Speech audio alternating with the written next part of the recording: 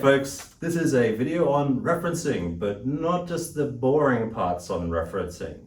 And so this video will be across multiple courses. So you probably already know me if you're in Core 101 Academic Skills. My name's Dave. I teach other courses as well, but we don't need to list every single course.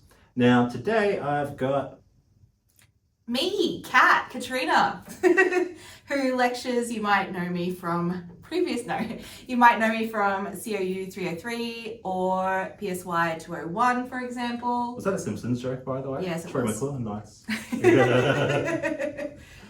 So yeah, I guess what I wanted to do in this short video was bring Katrina along to speak about referencing in the sense of, I guess, your experience with referencing, because, well, you currently are doing a PhD, and that means that at some point you did undergrad. Yep. And you had to start referencing. I remember that when I first started referencing all the way back in 2003, I did it completely wrong. And I guess, to start with, what was it like for you, Katrina, or Kat? I never knew either or.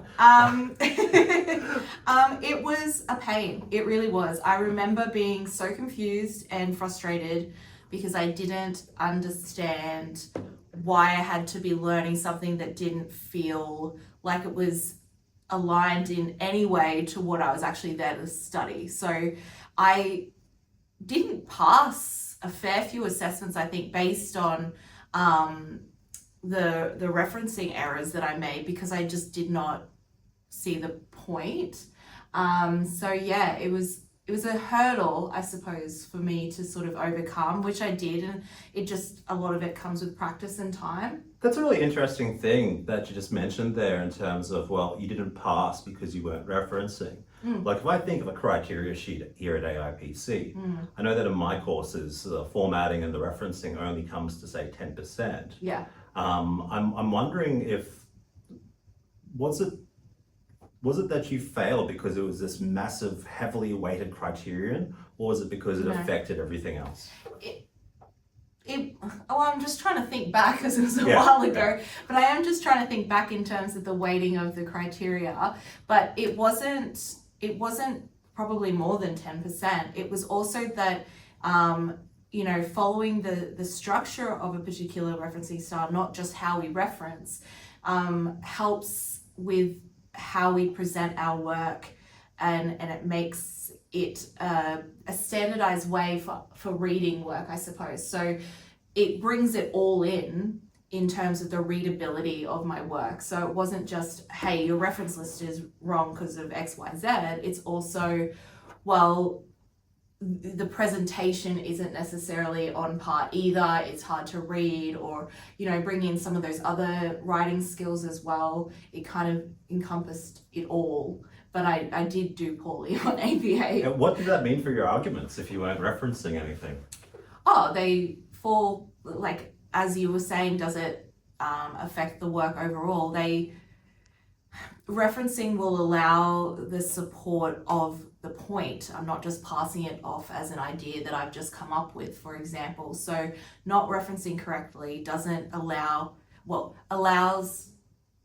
has problems in allowing others to access where I've sourced that information or knowledge. So if I'm not referencing correctly, I'm not presenting the work correctly, then it may as well be an idea that I've just had off the top of my head. Yeah. That sounds similar to actually how I started as well. And it's kind of interesting how when I speak to some students now, and how what they say remind me of what I was thinking when I first started studying. Because I remember, I hear from students, and I remember thinking myself, then what's the point of even writing this essay or whatever it is? Like, am I just kind of regurgitating what people have said? Yeah, and it's such a hard distinction, I think, to get to. There is the process of learning the skill itself, and then there's understanding how to paraphrase and support your ideas. The way that I sort of explain it or understand it is, we use referencing in different ways. We use it to say, hey, this specifics of this study found this. We also use it to support an idea or a link so that it's credible So we're not saying, oh, well, this is probably happening. We're supporting it with what the research has found. And then we can also use it in a sense of, hey, you know, multiple research papers or multiple people have found this, and then you just sort of put it at the bottom of that linked bit of information. So wait, slow down there for a second, because I think that's no, I'm saying slow down because what you just said I think is a key tip. That is worth sharing, because I don't think everyone's aware of that the citations in your essay or report, whatever it is, they're not just there to be scattered about the place to make it look pretty or to show that, hey, yeah, I am referencing things. What you kind of just said basically is multiple studies report the following and then having multiple citations. Yes. Yeah. Because that's saying more people have found that what you're saying is correct. Which it takes a while to understand these little points of reference, because we do have to, it comes through things like feedback in our work when people are like, oh, you know, more citations needed or more references needed. These are all the behind the reason of those sorts of comments. It's sort of, we want to see that you have read multiple perspectives, not just sort of gone through what they call like an echo chamber of information. We want to see, oh, has everybody supported this through what they've found, or not? And if so, how do those ideas kind of relate to each other or not? Yeah, so I think you're really highlighting one of the things that I find personally in my teaching actually elevates people's work substantially when the writer or the student says that, hey, in more academic language, of course, hey, there's multiple studies that support, you know, for example, that cognitive behavioral therapy is highly effective for young women with et cetera, et cetera. However, more recent studies, although limited, slightly differ in their results. Contradict, or sometimes it's not even contradict, is it? No, sometimes it's and this comes down to the quality of the research too. Sometimes it can be that it's a case study on 1 or 2 people versus a study of, say, 200 people. And what I like to sort of say in my subjects is, if you had 2 studies that were exactly the same in every way, except one looked at the impacts on 2 people and one looked at the impacts on 200, you go with the 200, because that's showing that it's effective in a larger percent of the population, or what we see as the population versus, and it might be that the outcome on the 2 is just as effective, but when we're referencing literature, it's about the quality of the literature as well, and the quality of the research that's supporting it. So do you reckon that students, I'm asking a question here that I kind of know the answer to, but it's really interesting to get other lecturers' opinions. And I recommend that you talk to your lecturer as well, because, you know, we all have very similar approaches, but depending on what we teach and what you're learning, we might have a slightly different kind of way with things.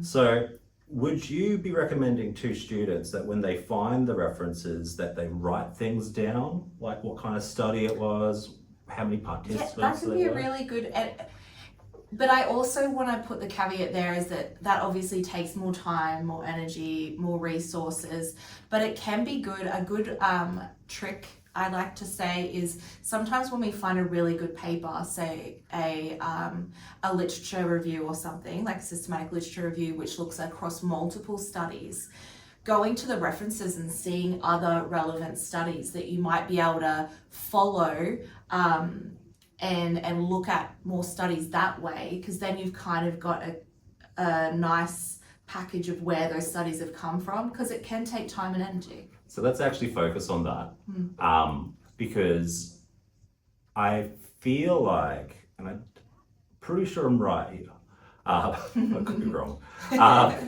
that one of the kind of the challenges about being a student is this feeling of, but if I'm going to do all this, if I'm going to go, oh, there's multiple studies that support this fact, but there's one that contradicts it over here. There's one has similar results but is slightly different. How do I do that? Do I just sit down and Google Scholar and keep reading and reading and reading and reading and reading? Yeah. Like, is that what you have to do?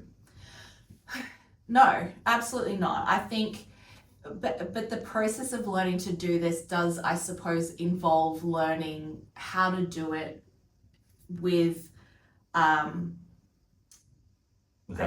without doing that. Yeah. So I think we've all done that. We start out there and then we find, if you're anything like me, I sort of go on tangents. I'm like, oh, that's really interesting. And then you'll read and you'll spend so much time reading other people's work.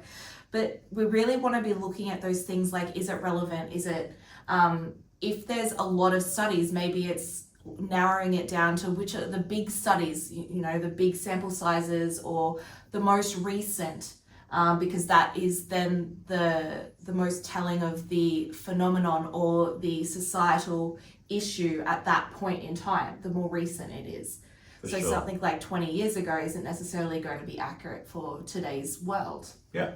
And I think, you know, one of the, I guess the thing I want to use to really wrap this up, because I think it's really important, is how you mentioned systematic reviews. And I don't think everyone knows what a systematic review or a meta-analysis is and how valuable that can be. Yes. In not only getting your work done like at a quicker pace, but also in terms of increasing the quality of your work. Yeah, and if they're a systematic literature review, they've generally gone through a process that is systematic in nature and is quite a strict process of finding. So then there is criteria that has to be met. And as I said, it can be useful to finding other literature that is relevant to your topic as well.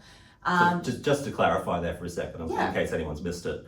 So a systematic review, it is systematic, as Kat has just said, but it's a review of a particular topic. And so they go through and they find all the papers, say within specific years, for example, that they've specified. They have inclusion rules, exclusion rules, and they basically capture all, say, the key themes and findings. Yes. Yeah. On a particular topic. Yeah. So it might be that you're looking at CBT on anxiety, and there might be a systematic literature review or meta-analysis, which is very similar in nature, where you're seeing what studies have actually researched using CBT for the reduction of anxiety. And then they have those all included. So that gives you a nice potential list of other references that you could include. Yeah. But the thing to be mindful of there, if using that trick, is also to make sure, again, you're not going through that echo chamber of information. Yeah. You want to be contrasting your references to make sure that you're, I guess, giving a good holistic perspective on the topic, not just one perspective. What I really like to do actually is if let's say the systematic review on CBT for anxiety was published in 2020, I will then look for studies that have been published after 2020 to see if they line up with the systematic review. That's very true, yeah, because they wouldn't be included in that systematic review if it was published in but prior to 2020, it would, so that might be outdated to newer research that has found something different. Yeah, cool. Well, let's wrap it up there. Yeah. Thanks, Kat. I think if you're keen, let's do another video. Absolutely. Cool. Thanks, folks. Bye.